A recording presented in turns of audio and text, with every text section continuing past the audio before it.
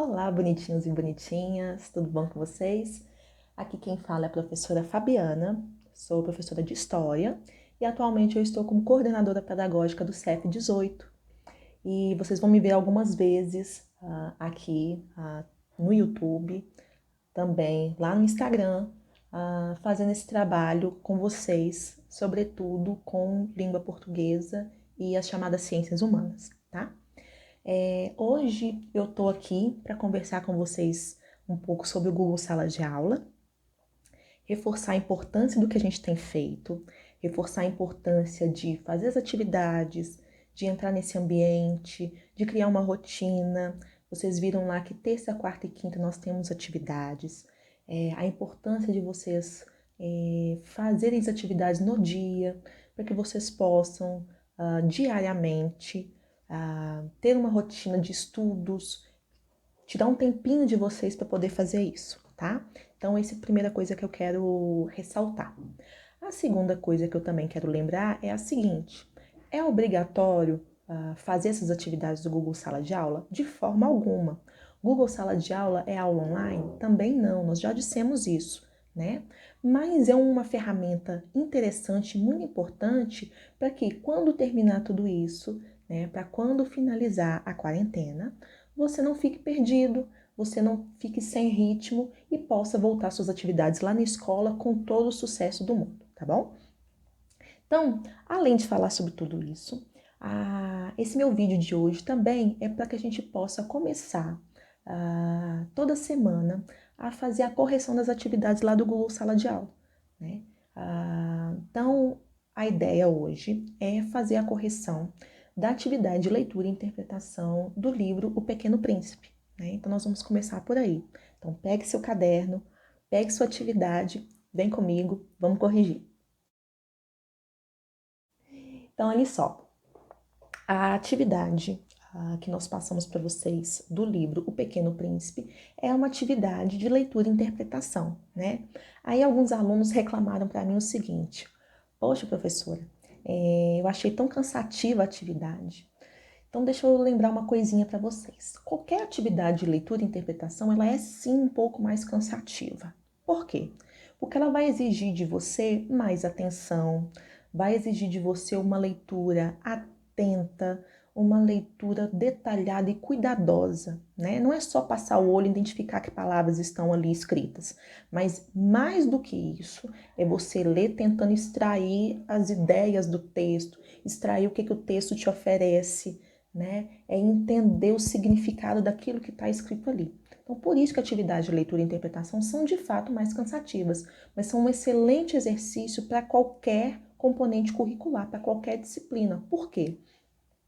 Porque se você lê bem, se você interpreta bem, possivelmente você vai ter sucesso em qualquer matéria. Então, quando você for fazer suas atividades de história e de geografia, você não vai ter dificuldade, porque você consegue ler e entender bem o enunciado, o texto que os professores colocaram, não vai ter dúvida, né? Então, por isso que leitura e interpretação é tão importante e é tão necessário que vocês façam esse tipo de atividade, tá? E é por isso que nós vamos insistir sempre nesse tipo de atividade de leitura e interpretação, ok? Então, vamos lá. Vamos para a leitura e interpretação de O Pequeno Príncipe. Nós colocamos aqui algumas questões relacionadas ao livro, mas mais precisamente a um trecho específico do livro. Então, antes de você fazer qualquer leitura e interpretação, você precisa primeiro entender um pouco daquele livro, entender um pouco de onde ele foi produzido, quem escreveu, quando, né? Então, é isso que a gente pede nessa primeira parte da atividade, entendendo o livro. Então, a primeira pergunta, nós pedimos aí que vocês fizessem uma pequena pesquisa, uma pesquisa super rápida, ia lá no Google, digitava, estava lá no Wikipedia e você trazia as informações, né? Quem que é o autor do livro? O autor do livro está lá, já na capa, mas se você não achou ali, você podia buscar na internet, é o Antoine de Saint-Exupéry, né? Esse nome já indica a resposta da segunda pergunta, né? Qual é a nacionalidade desse autor? Estou olhando muito para cá porque eu estou acompanhando também as questões aqui no meu computador e conversando com vocês a respeito delas, tá bom? Então, olha só. O autor, então, é o Antoine de Saint-Exupéry, que é francês, né, da França. E quando é que esse livro foi publicado? No ano de 1943. Se você assistiu a live com o professor Marcos, você sabe essas respostas. Se você não assistiu a live, não tinha problema, era só pesquisar, tudo tranquilo. Última pergunta aí é: quem é o ilustrador do livro? E o ilustrador do livro é o próprio autor. O Antoine de Saint-Exupéry também fez as ilustrações do livro. Então, aqui você já tinha um painel, um panorama a respeito do livro, né? Quem é o autor, a nacionalidade, quando foi publicado e quem que ilustrou. E por que a gente pergunta quem ilustrou? Porque as ilustrações são muito importantes nesse livro. Por isso, então, da pergunta. Beleza? Então, a segunda pergunta, indo adiante, é a seguinte: quais são os personagens da história? Aqui também para você entender um pouco o livro, mostrar pra gente que você leu, que você compreendeu o livro, né? Além do piloto, além do Pequeno Príncipe, há também outros vários personagens. Vou citar todos aqui? Não, mas você que leu sabe, né? Nós temos o astrônomo, o vaidoso, o guarda-chaves, o geógrafo, o rei, o homem de negócios, o bêbado e por aí vai, tá? Então, esses são basicamente os personagens do livro Pequeno Príncipe. Adiantando aí na nossa atividade, vamos aí para a terceira pergunta, né? O narrador da história é também uma personagem? Você ia responder se sim ou não. E explicar para nós como que você chegou a essa conclusão, né? Já adianto, o narrador da história é também um personagem, né? Como é que a gente descobre isso? Pela leitura ao longo do livro, a gente observa que o narrador, é o piloto, né? Então é o piloto que vai narrar toda a história. E dois, como é que eu sei que ele faz parte da história, ele é uma personagem? Porque em vários momentos do livro, em vários momentos da leitura, você percebe o narrador, que é o piloto, conversando com o Pequeno Príncipe. Então, isso aí é um indício, isso aí é um sinal, é uma explicação de o porquê o narrador é também uma personagem do livro, ok? Se até aqui tá indo tranquilo, beleza, isso mostra que você compreendeu bem, que você conseguiu identificar essas informações importantes do livro, o que te auxilia a fazer uma boa leitura dele, beleza? Bom, dando continuidade, nós vamos aqui para a quarta pergunta, né? Em que nós perguntávamos aí para você quais são as características, né? Ou seja, era para você descrever o personagem principal do livro. O que eu queria com essa descrição? Que você me falasse quem ele era, de onde ele era, quais são as características físicas dele, ou seja, o que eu podia perceber na fisionomia, né, no físico desse personagem e também as características psicológicas, ou seja, a personalidade desse personagem, né? Então, quem que você teria que descrever? O Pequeno Príncipe. É ele que dá título ao livro. Então, esse é o personagem que eu gostaria que você, aluno, aluna, descrevesse, contasse para mim como que ele é. E aí, você poderia falar de várias coisas. Eu vou te colocar aí só algumas questões, mas são várias que você poderia colocar.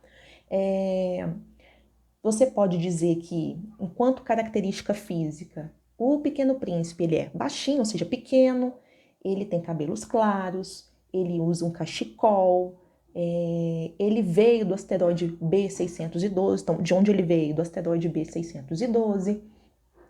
Com relação à personalidade, você poderia dizer que ele é amoroso, que ele é persistente e várias outras coisas que você poderia dizer aí.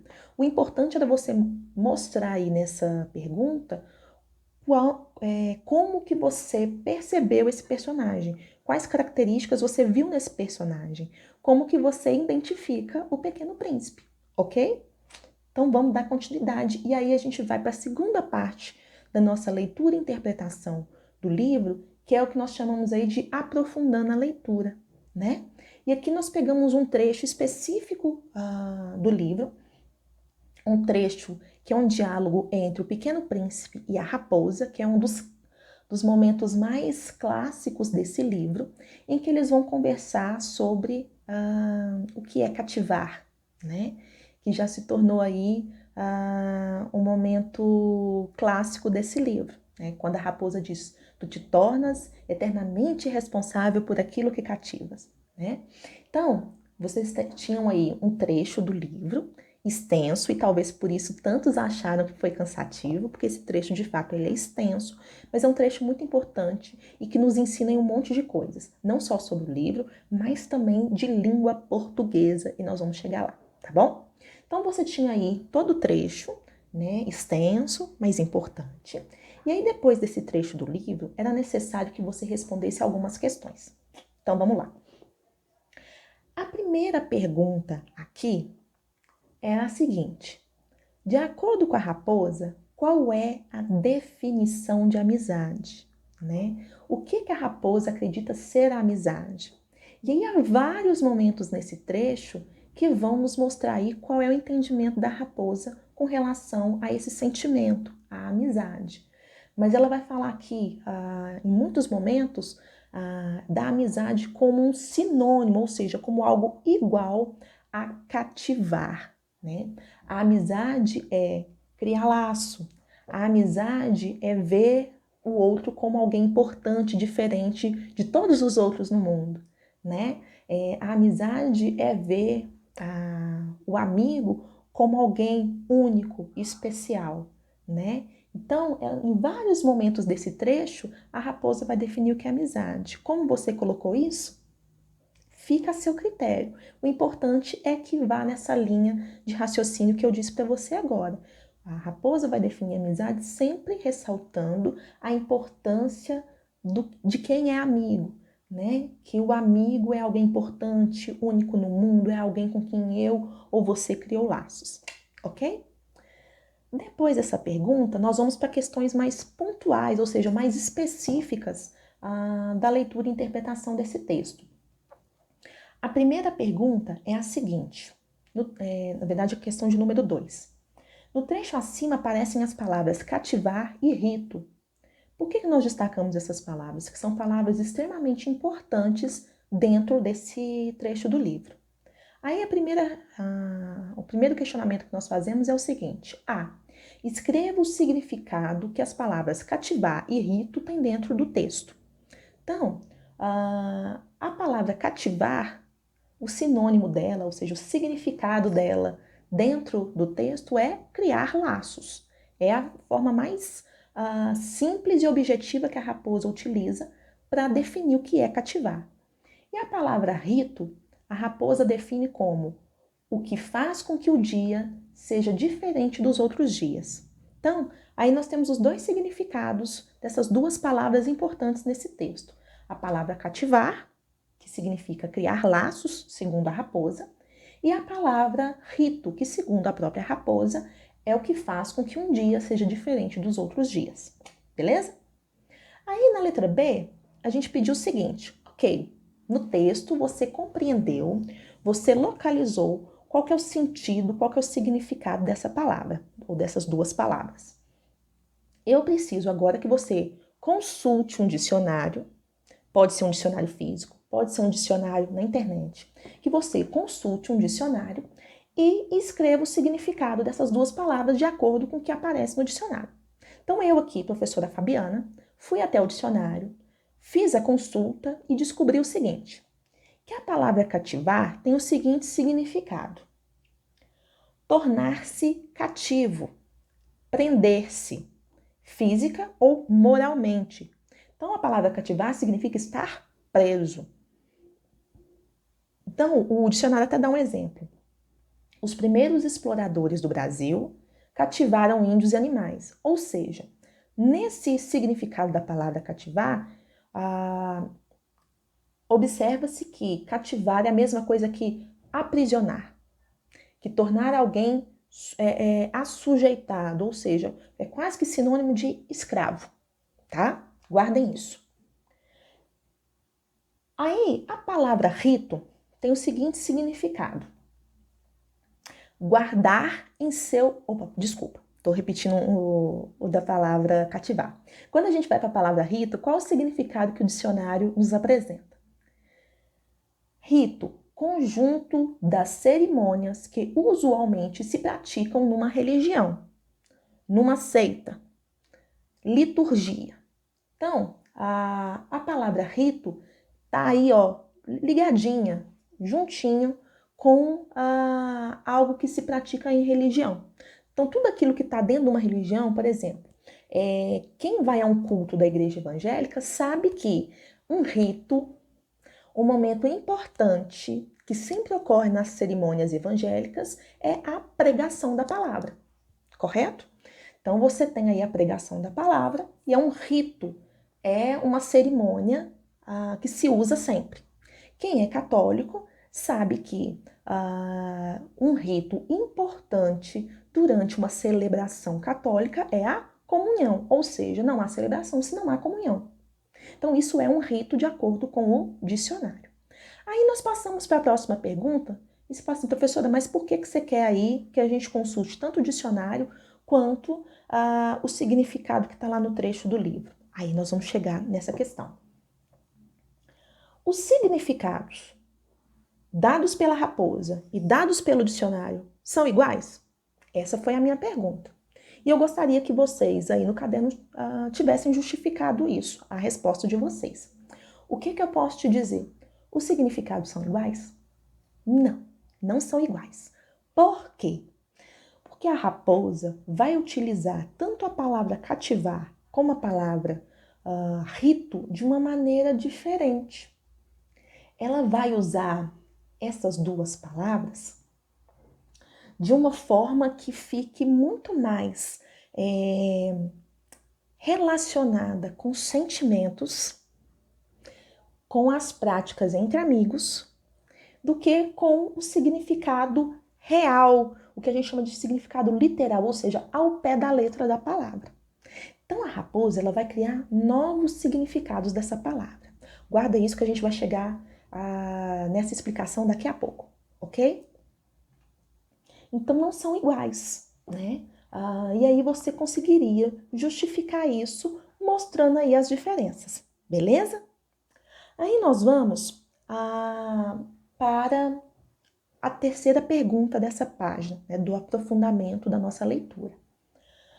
Segundo a raposa, o que é preciso para cativar um amigo? Ela vai colocar várias coisas, mas o que eu destaco aqui para vocês é o seguinte, é preciso ser paciente. Por quê? Porque segundo a raposa, cativar um amigo é um processo que acontece ao longo dos dias. Ele é todo dia, se cativa alguém todos os dias.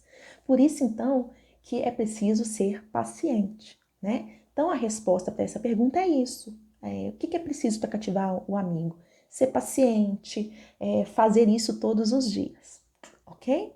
É só isso? Não, mas eu estou sendo aqui um pouco mais sucinta, um pouco mais objetiva, para que a gente não se estenda demais nesse vídeo, ok?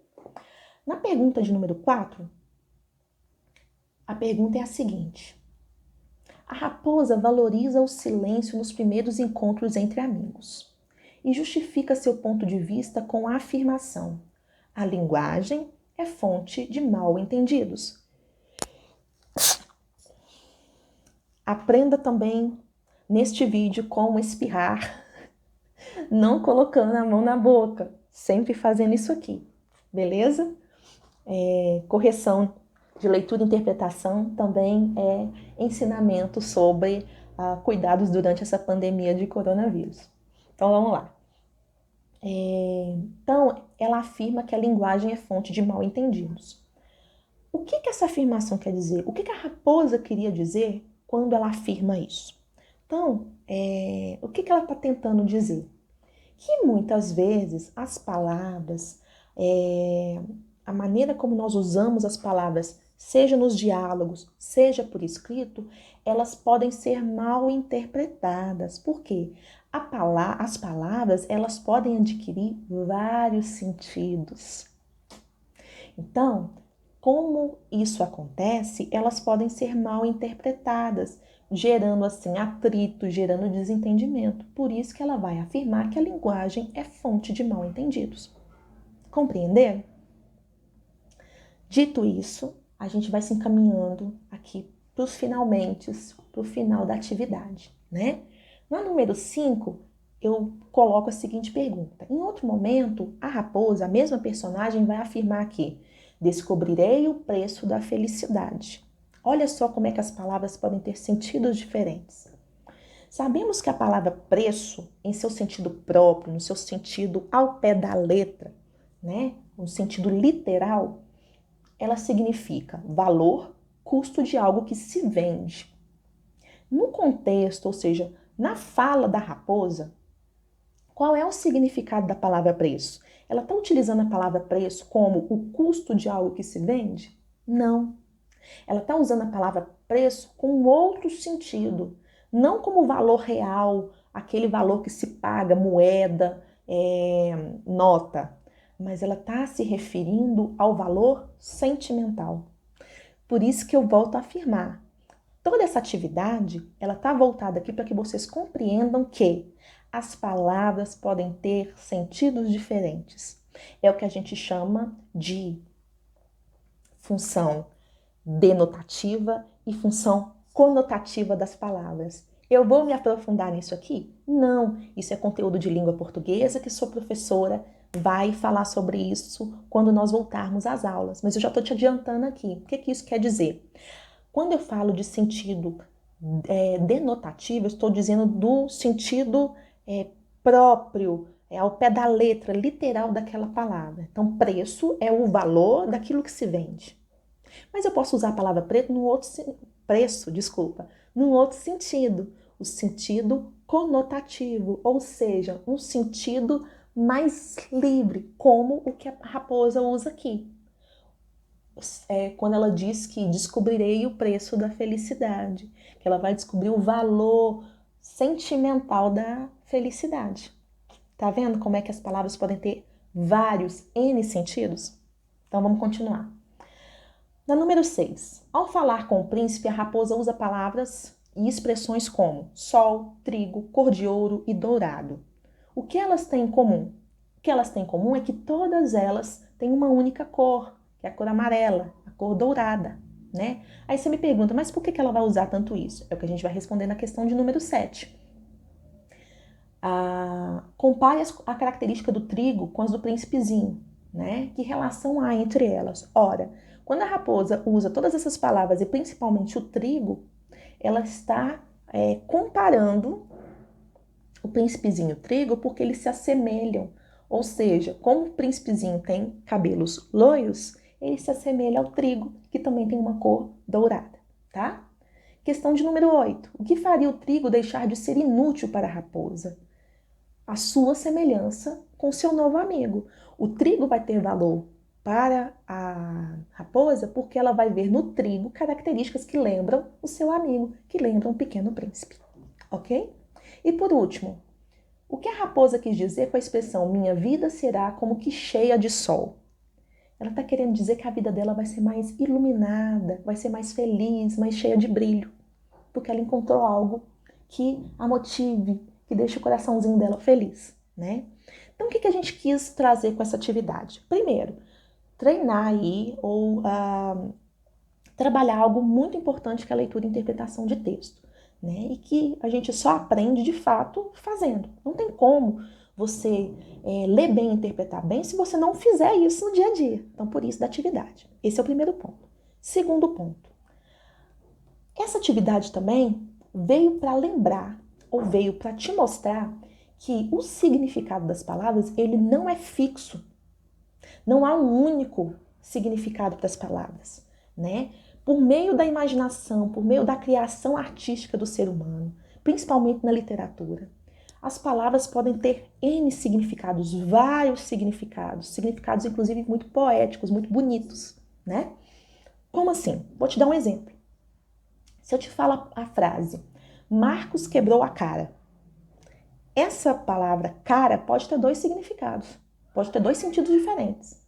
Essa frase pode me lembrar que, ou pode me fazer entender que essa pessoa, o Marcos, por algum acidente, tropeçou, caiu da moto, caiu de bicicleta, bateu o carro, não importa. ele fraturou o rosto, quebrou a cara. Esse é o sentido mais ao pé da letra. Mas essa mesma frase pode me remeter, pode me fazer pensar em um outro sentido. Qual? Que o Marcos se deu mal, que ele tentou fazer alguma coisa e não deu certo. Ou seja, ele quebrou a cara. Então, essa atividade nos mostra também os vários sentidos possíveis das palavras. A Raposa fez isso belamente em todo o texto que nós lemos, quando ela utiliza diferentes sentidos para várias palavras. E era isso que a gente gostaria que vocês fizessem nessa atividade. Eu espero que vocês tenham compreendido bem o texto. Se teve dificuldade, que essa correção tenha colaborado com você. E em breve a gente se encontra por aqui, tá bom? Beijo grande para vocês, fiquem em casa, se cuidem e até a próxima. Tchau!